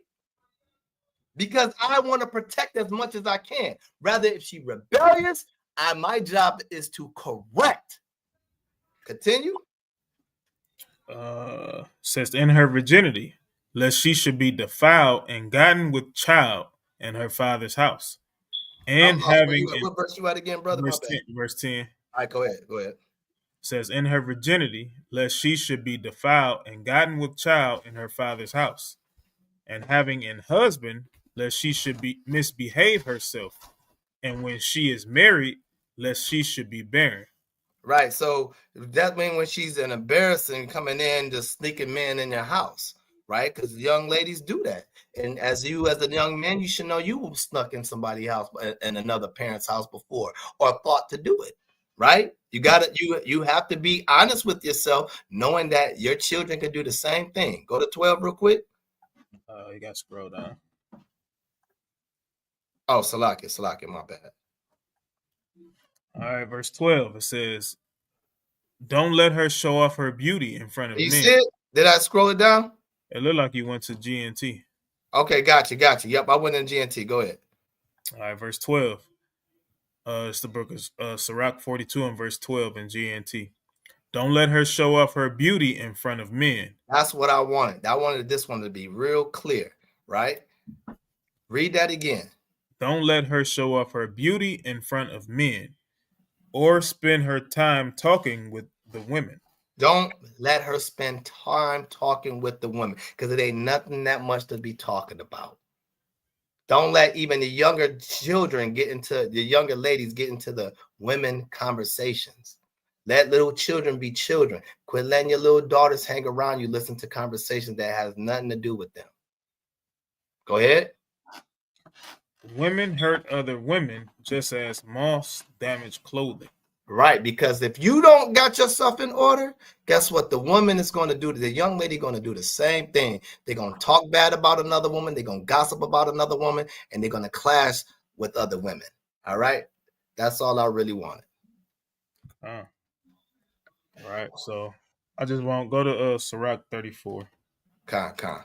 And verse 9, because I just want to touch on just that one point that you had, and then we're going to keep rolling. 34 and 9. All right, this is the book of Sirach, chapter 34 and 9. A man that have traveled knoweth many things, and he that have much experience will declare wisdom. All right, so again, that's what you just go into that point of what you literally said about, hey, you got to go into some of the things that you've done in your past, and not only just go into it, let them know what happened to you after it happened. You know what I'm saying? After you done experienced and done these things, let them know what happened. And you let them know, like, hey, I'm letting you know this because I see you going this way. And hey, I already been through it. Right? Like I was finna say like the scriptures say, but I can't say the scriptures quoted like this, right? But the brother Shannon Sharp, man, I can't even think of how he said it, right? A wise man, what he said, a wise man learned from the mistakes of others. Right. So at the end of the day, when you see somebody making a mistake, don't follow in behind it. Don't think that you can do it and accomplish it and it won't turn out that same way for you. All right. Because I hear my kids all the time. They literally say, hey, we ain't y'all. Well, actually, yes, you are. You definitely a part of me. Hey, we crazy. You come from me. So, hey. All right. So, let's go. Jeremiah 16. All right.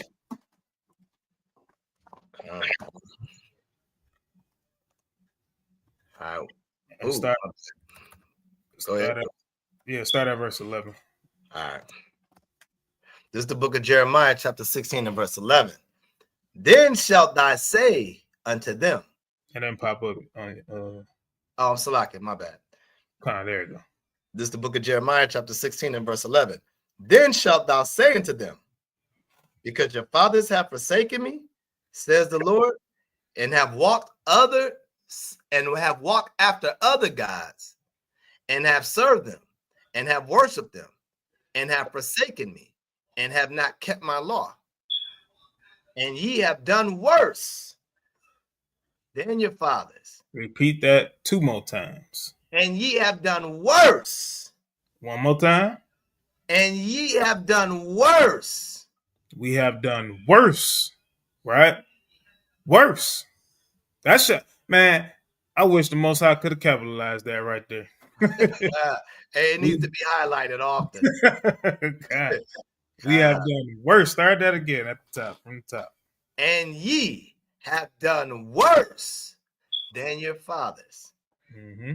For behold, ye walk every one after the imagination of his evil heart, that they may not hearken unto me. Right. And we want our kids to listen to us. Right. We want our children to listen to us. And this is us here. Right. Again, children, even babies know when something ain't right. When somebody ain't just right at all, babies will start to cry. Right. They feel it. You know what I'm saying? Children, they see it. They hear it. They feel it as well. Right. So when your child is rebelling against you, almost 9.9 times out of 10 is something that you've done. It's something that you've done. Because why would if you are so-called righteous, right? Then why wouldn't they listen to you? Why wouldn't they continue to listen? And I ain't just talking about one time, right? I'm talking about this is over a span of time. Why wouldn't they listen to you? Right? Yes, they're gonna be stiff-necked in their own way because they're children. You know what I'm saying? Again, we understand that we've done these things, but for the most part, when you look at certain children inside the Bible, things that you see Josiah being king of Israel at the young age of 7, right? Although he wasn't telling everybody what to do at the young age of 7, he had a bunch of elderly men that would pretty much. It was almost like a president, and then you have the councilmen, right? That's literally guiding everything, that's creating all of the laws, that's making all the laws, so on and so forth. Right? It's like that, right? But that's the only way that you can have a child is when you have. This is a lot of people always love to say, "Hey, nobody got no business telling me about my kids. These my kids. I ain't got to listen to nobody else. Can't nobody else tell my kids what to do." Those them kids that you see, you tell them to stop something, they turn around and looking at their parents, trying to get the okay. You know what I'm saying? Like that's what I'm saying, man. It is we gotta realize these things, man. Start that verse over again. God. All right. Verse 12. And ye have done worse than your fathers. For behold, ye walk every one after the imagination of his evil heart, that they may not hearken unto me. Verse 13. Therefore will I cast you out of this land into a land that ye know not, neither ye nor your fathers, and there shall ye serve other gods day and night. This is why we love white Jesus. All right, I shouldn't have said that because they might kick us off. But this is why we love, the pale face guy that's in all of the churches, right? Because of this, because we done worse than our fathers, right? Go ahead, finish that last part. All right, verse 14. Therefore, behold, the days come. Oh no, that was it. Okay. I was saying where it says where I will not show you favor. Yeah, I did read it, but I'll read it again. Come on, no, you good. Okay. So, just got a few more, right? So, Deuteronomy chapter 9, verse 24. Just verse 24 only. And then we're going to 1 Samuel right after this. All right, this is the book of Deuteronomy, chapter 9 to 24. Ye have been rebellious against the Lord from the day that I knew you. Hey, this is the Lord telling you this. So, hey, your kids is being rebellious, so you give up on them? Did Yahweh give up on us? All right, we still here. We doing this class right now because the Most High didn't give up on us. That's the reason why we're here. So guess what? Your children is showing some rebellion. Hey, gird up your loins like a man. All right, gird up your loins like a man, and continue to teach them the law. So what they rebelling, right? Now when they, like he said, when you get to a certain age, you know what I'm saying, you kind of start to ease up on them, right? When they get to that age of so-called adulthood, you know, they say 18 or 21 or whatever they say, right? When they get to that age of so-called adulthood, guess what? Hey, if they don't want to listen to you on your own, hey, this is your house. You got to go. It's simple as that. Hey, you got to get out. But guess what? As a parent, you have to make sure they at least get there. You got to make sure between the ages of a young baby all the way up until, if you want to say 18, how Esau say, that's cool. You don't have to stick to their age. But up until, I would say, at least 20 years old or so, right? You be there, you show them how to do certain things, so on and so forth. But now, when it comes to the commandments inside your house, you know what I'm saying? If you want to, you know, like, again, I say about the age of 20. You know, other people may have shorter patience. You know what I'm saying? But when they 15, 16, 17, no, you shouldn't be telling your kids they got to get up out of here. Right? Not unless they some kind of murderers or something. You know what I'm saying? But if it's just simple rebellion, hey, continue to teach it. Continue to show them.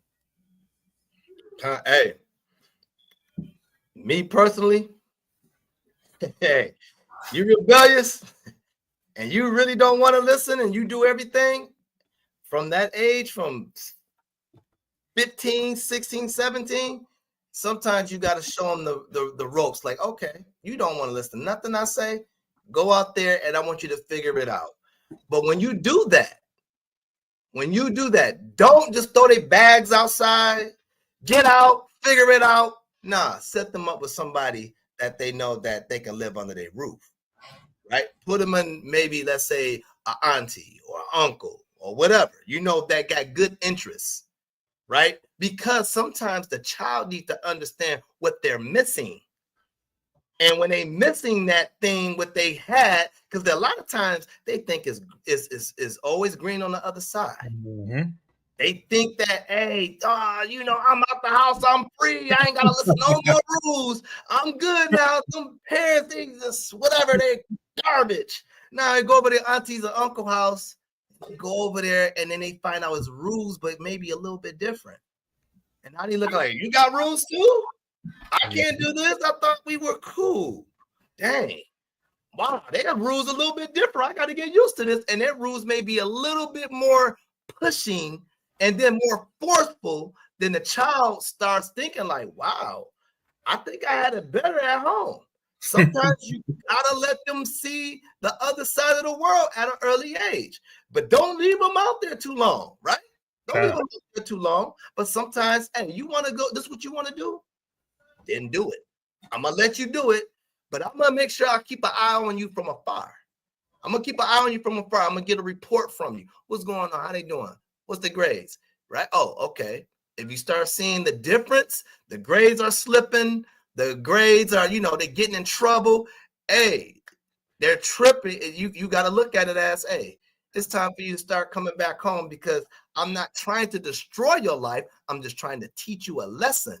And when they come back, a lot of times when they got thrown in the jungle because they want to go out there in the jungle, they come back a little bit different. They come back a little bit more appreciative, knowing that the mother and father always had their back from the beginning. And they may still come back rebellious in a different way. But understand, they're going to always be appreciative of knowing who had their back from the beginning. Okay. All right. So from there, let's grab 1 Samuel chapter 2. Oh yeah, first you said, bro. My bad, bro. You did say it earlier. I kind of forgot. All right. All right. This is the book of 1 Samuel chapter 2 and starting at verse 1. No, let's we're gonna scroll down. In fact, I didn't even. So let's go to. You can scroll down where it get to Eli and his sons. All right, verse 12. Yeah. All right. This is the book of 1 Samuel chapter 2 and verse 12. Now the sons of Eli were sons of Belial. They knew not the Lord. They knew not the Lord, right? Eli did. Right? Eli was a priest. So Eli knew the Lord, right? But his sons didn't know.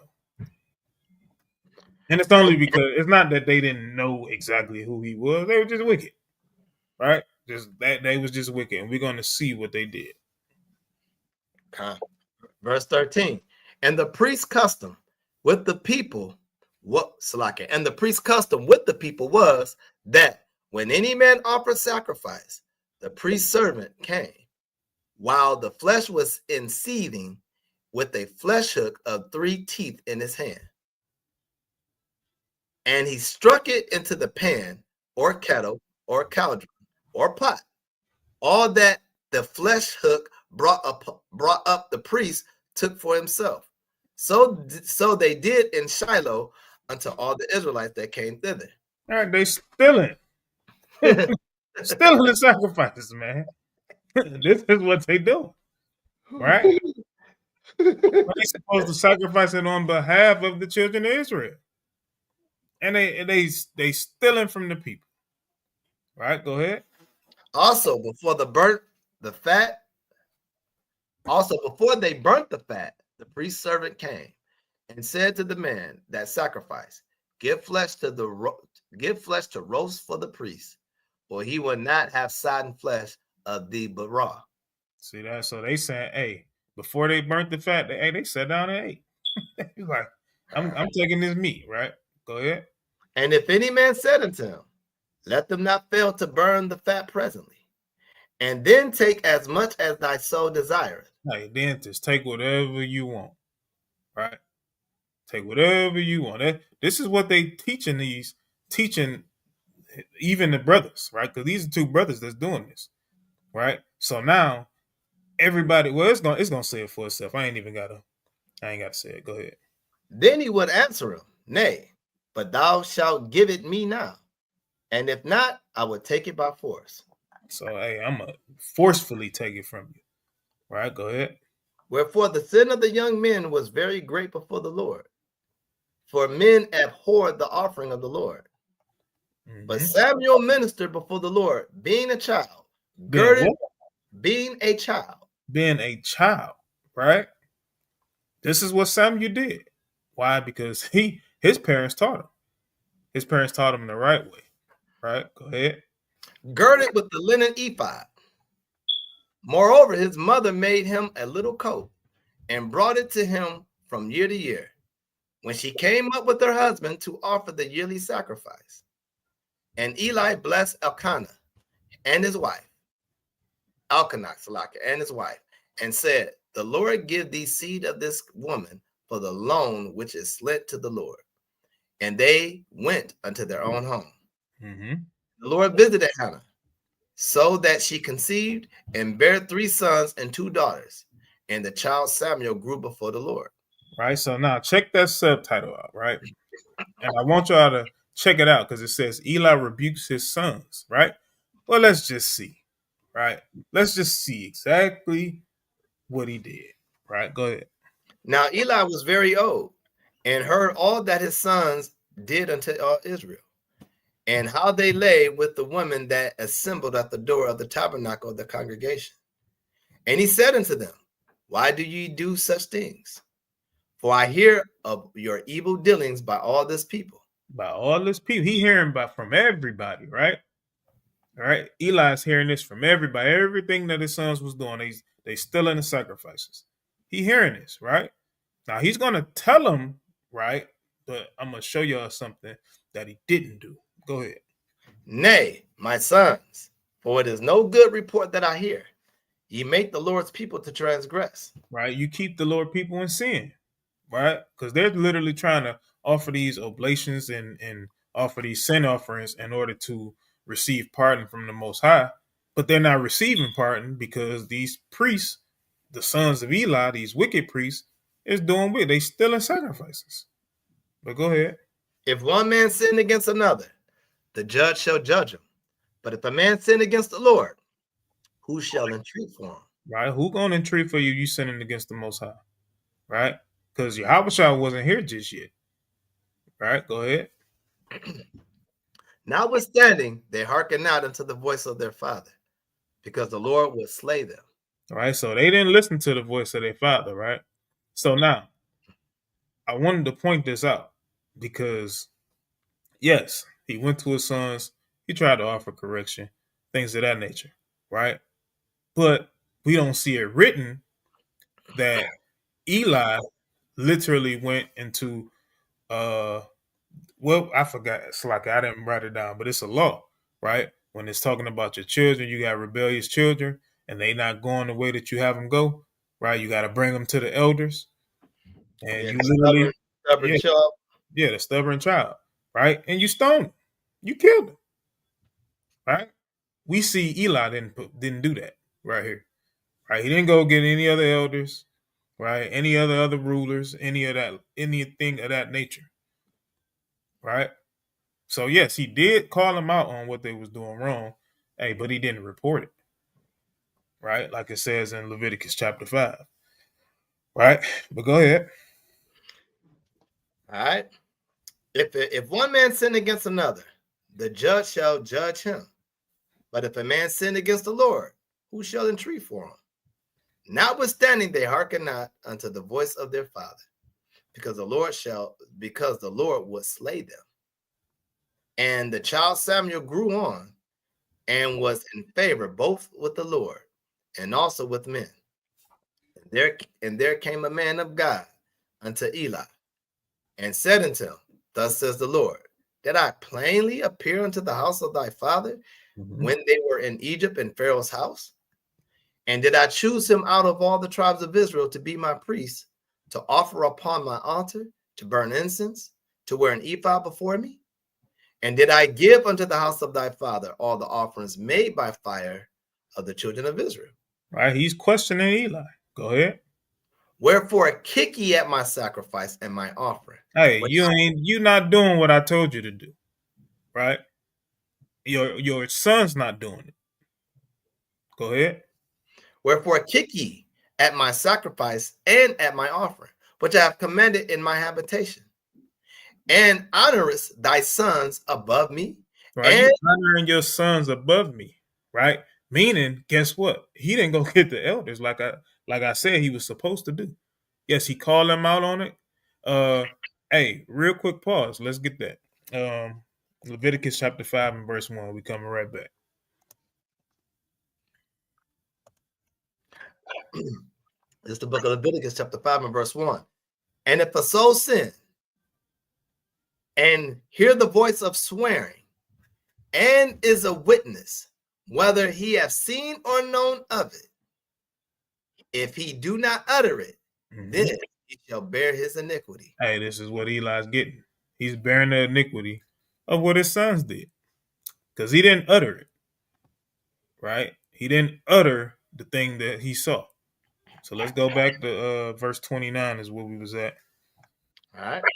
Verse 29. Wherefore kick ye at my sacrifice and my offering, which I have commanded in my habitation, and honors thy sons above me, to make yourselves fat with the chiefest of all the offerings of Israel, my people.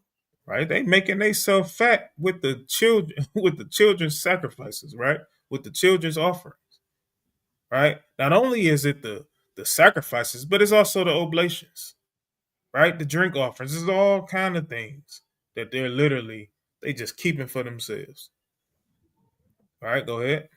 Wherefore the Lord God of Israel says, I said indeed that thy house and the house of thy father shall walk before me forever. But now the Lord says, be it far from me. For them that honor me, I will honor, and they that despise me shall be lightly esteemed.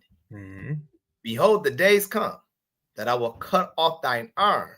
Meaning he's going to cut off that priesthood, right? And that happened in what? In the book of Malachi. Right? We see that. Go ahead.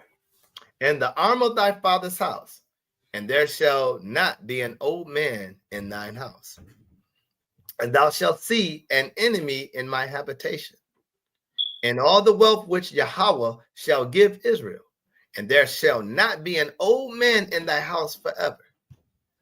And the man of thine, whom I shall not cut off from my altar, shall be to consume thine eyes, and to grieve thine heart, and all the increase of thine house shall die in the flower of their age. See that? So now he's cutting them off.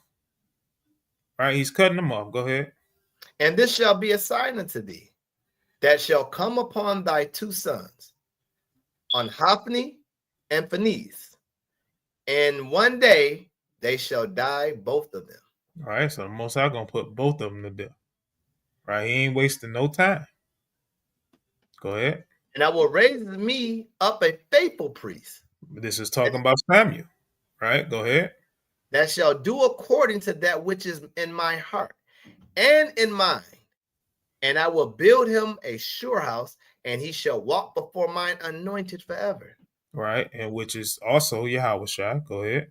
And it shall come to pass that everyone that is left in thy house shall come and crouch to him for a piece of silver and a morsel of bread, and shall say, Put me, I pray thee, into one of the priest's offices, that I may eat a piece of bread. Right. So we can drop that right there. Because as we can see, the next chapter over, you'll see where Hophni and Phinehas is basically put to death. We don't have to go there. Right. So but we can see this, right? We see that we have a priest, right, that did the things right up until his children got old enough to start doing priestly duties. And then his children was just off. His children was off. Right. Now we can say that he didn't teach his children. Right. We can say that. We can say that, or we could just say that his children was rebellious. Right. And I'm just gonna stick to his children was rebellious because his children was the ones that was doing it. And apparently he did say something to him to correct them. But again, as much as we do as parents, right, we always try to coddle our children. We don't want nothing to happen to them. And I always ask myself, what would I do, right? If I know for a fact that my son murdered somebody, would I turn him in? Right? And I ain't talking about self-defense murder. I'm talking about like just stone cold kill somebody. Right? Would you really turn your son in and do what the law says to do? Right? I ask myself that every day. And it'll be the hardest thing and I will honestly say no. Right? As of right now, I won't. But this is why you got to work up to that point. Right? You got to literally show them the right way to do things so that you won't have to make a decision like that.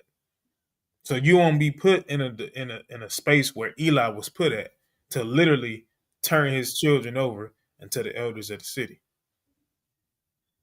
Right? So this is why we got to get to them, teach them while they're young, let them know, hey, if you keep going this way, you're going to be Phineas and Hophni, whatever his name is or was, right? Hophni.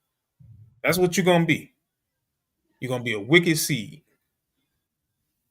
Right? So from there, last one, I want Luke 15.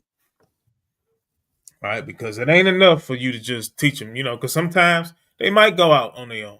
You know what I'm saying? They might get out there on their own. They might have to live a life, right? But hey, the Most High always have his hand stretched out. We always got to have our hands stretched out to our children, right?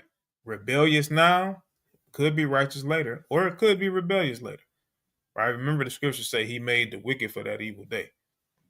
Could just be your child, right? Hopefully it's not, but hey, if it's not, this is what we got to read and take into account, right? So go ahead. This is the book of Luke, chapter 15 and 11. And he said, a certain man had 2 sons, and the younger of them said to his father, Father, give me the portion of goods that falleth to me.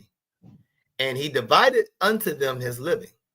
And not many days after the younger son gathered all together and took his journey unto a far country, and there was wasted his substance.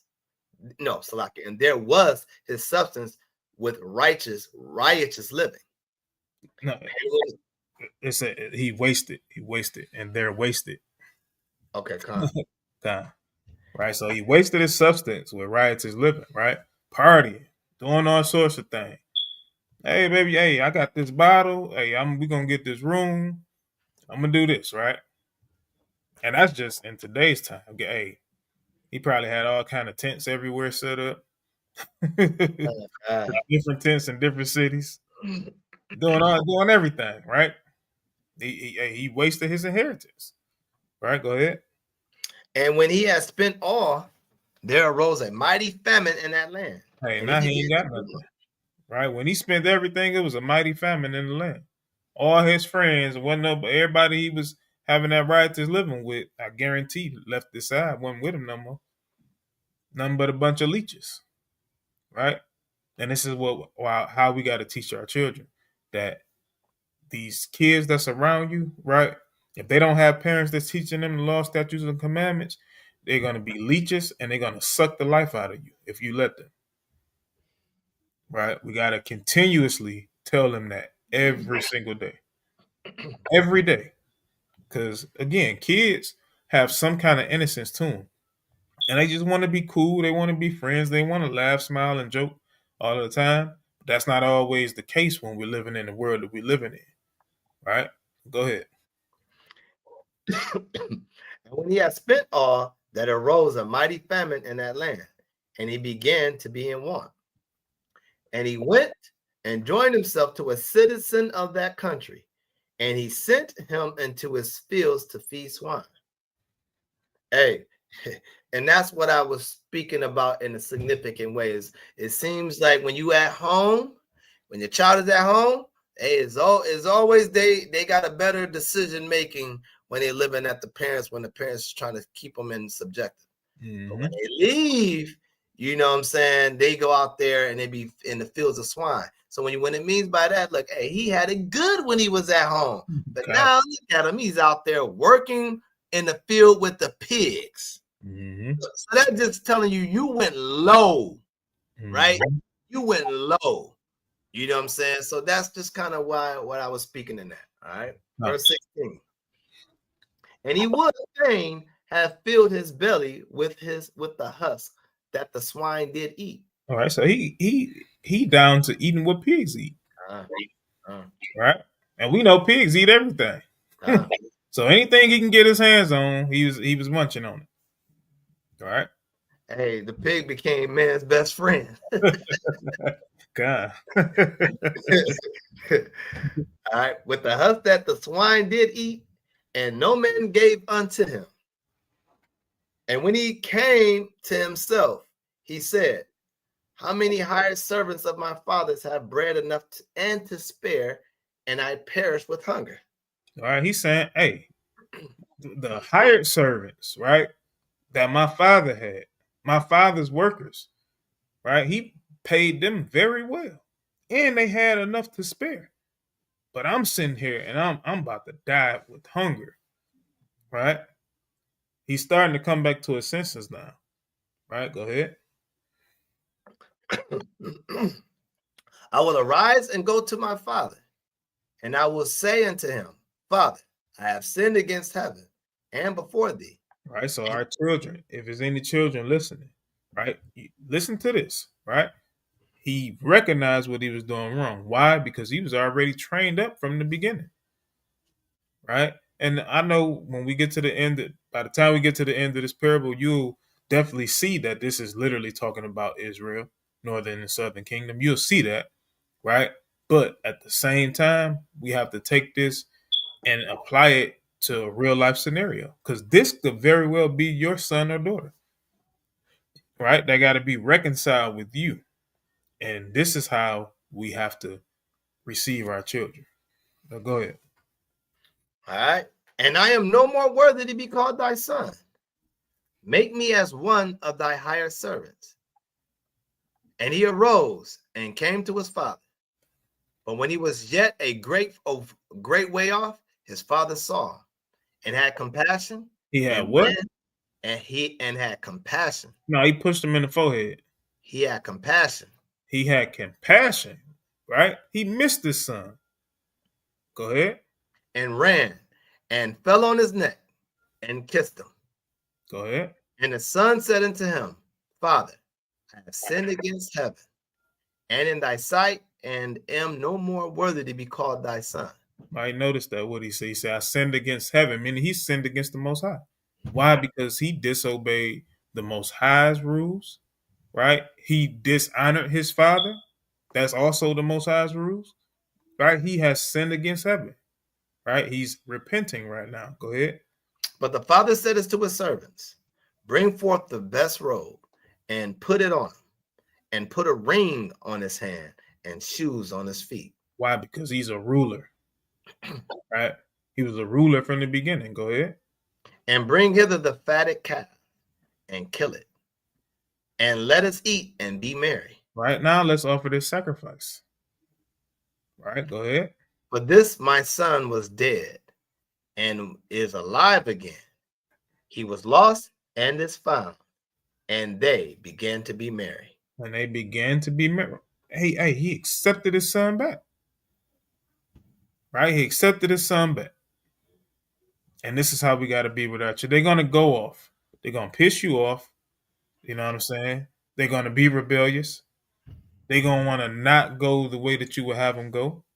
They're not going to be at every single Sabbath study. They're not going to be at every single Passover. They're not going to be at every single Feast of Tabernacles, every new moon. They're not going to be at everyone. They're not going to want to go to everyone. Right? But does that mean you give up? No. You still let them know, hey, the new moon coming up. Hey, we going here. Hey, you coming? If they're old enough to kind of make that decision for themselves, right? Now, I ain't talking about, your 7 to 10-year-old, 12-year-old, things of that nature. You know what I'm saying? I ain't talking about that. Teenage years. You can literally, hey, you coming? You know what I'm saying? Hey, Passover such and such. I'm buying my tickets to go to wherever we hosting at. Hey, you coming? You always offer it. Why? Because you got to get the blood off your hands, even if it is your own children's. You got to get it off. Because if you don't, guess what? You're going to be charged just like Eli. Just like Eli was charged. Hey, you love your sons more than me. That's what the Most High said to him. You love your sons more than me. And can we say that to the Most High? Right? Can we say to the Most High that we love our children more than him? Absolutely not. He not accepting. We can say it, but he ain't accepting that. Right? Well, go ahead. All right. Now, his elder son was in the field. And as he came and drew nigh to the house, he heard music and dancing. And he called one of the servants and asked what these things meant. And he said unto him, thy brother is come, and thy father hath killed the fatted calf, because he had received him safe and sound. Mm-hmm. And he was angry and would not go in. All right, now the brother is jealous. Why? Because he didn't go do the exact thing that his brother did. Right? Brother, he's getting upset. Like, man, hey, he never did this for me. I've been here all this time. Oh, God. I got to eat fast food all the time. So now, go ahead, man. God. And he said, thy brother is come, and thy father hath killed the fatted calf, because he hath received him safe and sound. And he was angry and would not go in. Therefore came his father out and treated him. And he answering said to his father, lo, these many years do I serve thee, neither transgress I at any time thy commandment, and yet thou never gavest me a kid that I might make merry with my friends. But as soon as thy son come, as soon as this thy son was come, which have devoured thy living with harlots, thou hast killed for him the fatted calf. Right. Hey, soon as he come back from partying and jacking off his money, right? Hey, you kill the fatted calf for him. All right, go ahead. Let's see what he said. Hey, and also adding to spiritual, going into other gods. Okay. You know what I'm saying? Just harloting itself off, going to other belief. And that's what happens to a lot of the children, right? When you got a rebellious child in your home, sometimes they don't want to believe in the God that you serve, right? And then talk about the God of the Bible. Then guess what? You take them to somebody else's house and they're going to take them to Caesar Borgia place. And then they really hate that place because then they can relate and say, I don't know why I'm in this place. Sunday church is boring, right? It's not like what we bring to the table when we're keeping the laws and commandments, because Right. Sunday church has routines. It's built on routines and built on lies, right? So let me get verse 31. And he said unto him, Son, thou art ever with me, and all that I have is thine. It was meet that we should make merry and be glad. But It was meat, Salakia. It was meat that we should make merry. It was necessary, right, for us to celebrate. God. It was necessary. Go ahead.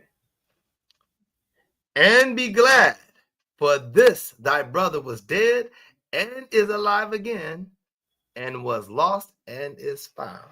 Right, so he didn't never stop being a father. He was a father when he came back to his son that was outside upset. He went out. Hey, I seen him out there. Hey, I'm finna go out here because I got to teach him in this moment. Because when you have children, guess what? Your hand got to be stretched out just like mine was to your brother. Right? And this is how we got to be all the time with our children. Right? When Yahweh literally says, how often shall you forgive thy neighbor? Right? It says till 70 times 7. Hey, this goes for your children too, man. It goes for your children. Why? Because your children is your neighbor too. Your neighbor is your people. Your children comes from you. So your hand always got to be stretched out. You know what I'm saying? So I just want to land there. Definitely want to land there. If you got anything to add, you can add it before we close out. No, I just want to say it's a great lesson, man. Has to go out. Israel need to hear this, rather for my household or to the next household. You know, so hey, me, I deal with all kind of situations in my household, but I work through them. You know what I'm saying? So hey, you can't make it. You no matter how much you be in this truth, right? You can't make no one believe what you want to believe. That's what it boils down to. Like you cannot coddle the child. You can't force the child. You have to allow them to bump their head, because what you have to do, as long, like for my personal self, as long as I'm teaching or my wife is teaching the children in the home, I get good sleep as knowing that I did what I was supposed to do. Rather they walk out this house at the right decent age, or they walk out early and just say, the hell with this, I'm going out. I would still get good sleep knowing that I put my time and effort giving them the law, statutes, and commandments. Now, I would feel bad if my kids walked out of my house and I taught them nothing about this Bible. Guess what? If they go out there and something bad happens to them and they get hit with something and something hit them hard or took them out, the blood is on me. You know what I'm saying? So we don't want the blood on us. We want to tell our children to keep the commandments and the laws. You don't have to force it. You ain't got to beat it upside the head. You can always let them understand what you're saying, and you can always have that conversation. It just take communication. No matter where they at, just still communicate with them. Don't say, my hands up, I'm done. I ain't talking to them. Don't do that. You know what I'm saying? And trust, believe me, I've been there where I have to learn, where I threw it like, I'm done. I ain't saying nothing. You know what I'm saying? But now getting older and wiser, you sometimes can't do that. You have to see where they at, and they got to know where you at. Just because Relationship matters from the beginning until the end. And rather they know now, they're going to know later who really had their back. So that's very important. So don't beat yourself up the head if your child is not following. It's because it's a time for a season for that child to wake up, or that child may never ever wake up. So I'll land there. All right. That's exactly what Ecclesiastes 3 says, right? It's a time to sow and it's a time to reap. You know what I'm saying? So, hey, while your children young, sow all the knowledge that you can, right? Any situation that pop up, you know what I'm saying? This is why it's important for you to spend that good quality family time. Y'all can watch movies. Different scenarios is always in these movies, right? You can always teach. Don't just watch a movie just to smile and say that was a good movie. No, you teach. Whenever you watching anything that you hear, you teach.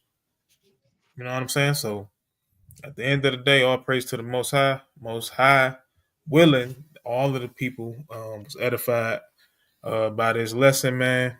And all praises, man. We got a unity camp with the brothers from JLT, which is Jacob's Lost Tribes. They out here in Detroit, right? Got HOI Detroit, Vanguards of Israel, Detroit. HOI. Yeah, I said HOI. Yep. So it's literally LOI Detroit, HOI Detroit, Vanguards of Israel Detroit, and Jacob's Lost Tribes, right? So we out gonna be on 7 and Gratiot if you're in the Detroit metro area around 2 p.m. right, all the way into sundown. So come out, support, you know what I'm saying, so we can, Most High willing, reach the lost sheep. You know what I'm saying? This is the reason why we're doing this, so we can show our people that, hey, brothers can come together and sisters, right? That we can all come together. You know what I'm saying? Just because we in different congregations don't mean we can't talk to each other. Don't mean we can't laugh with each other, teach with each other, joke with each other. It don't mean any of that. You know what I'm saying? Because we all are children of the Most High, and we all are commanded, the men to go out to the highways and byways, right? And this particular Sabbath, we doing it in unity. So all praise to the Most High. Again, Ashar Shabbat and Shalom. Shalom.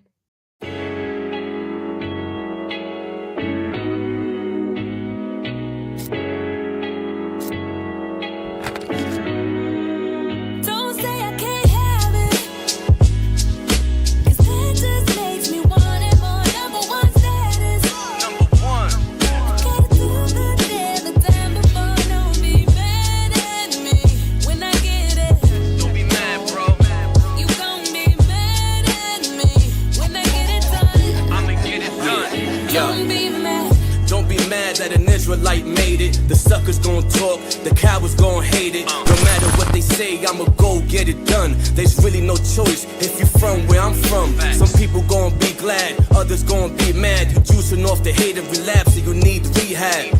I could show you things, all you see is the rings. Don't get blinded by ice, my brother. Pick a lane, learn a skill that'll get you very well paid. Investing in trades like a monopoly game. All you need is your brain and be willing to change. You'll have obstacles in life, but don't look at it strange. Adapt to your environments, get well rounded. In the laws of the Most High, stay well grounded. Things happen and life goes on. Let the haters hate while you stay strong. Don't say I can't have it, 'cause that just makes me want it more. Number one status. Number one. Gotta do good every time before. Don't be mad at me when I get it. Don't be mad, bro. You gon' be mad at me when I get it done. I'ma get it done. Don't be mad. Do what you need to do, there's the king in you. But if talent don't work, it won't be useful. I remember the times of free school lunch. Whatever we didn't eat, moms took it for our brunch. Pops was working hard, now I know how it feels to have extra. He used to bring us meals on wheels. If you know, you know. Free things was a major help. That's why anytime I get, I always try to help. Those who are in need, who are know are sincere. It makes me feel good when they smiling from ear to ear. Let them be mad, I'm bearing my cross. All my failures was a lesson, never counted a loss. Edomites make way, cause they know I'm a boss. Sitting in the Lambo, while they sit in the porch. And they wondering how, so they try to converse. The ones that smile in your face are usually the worst.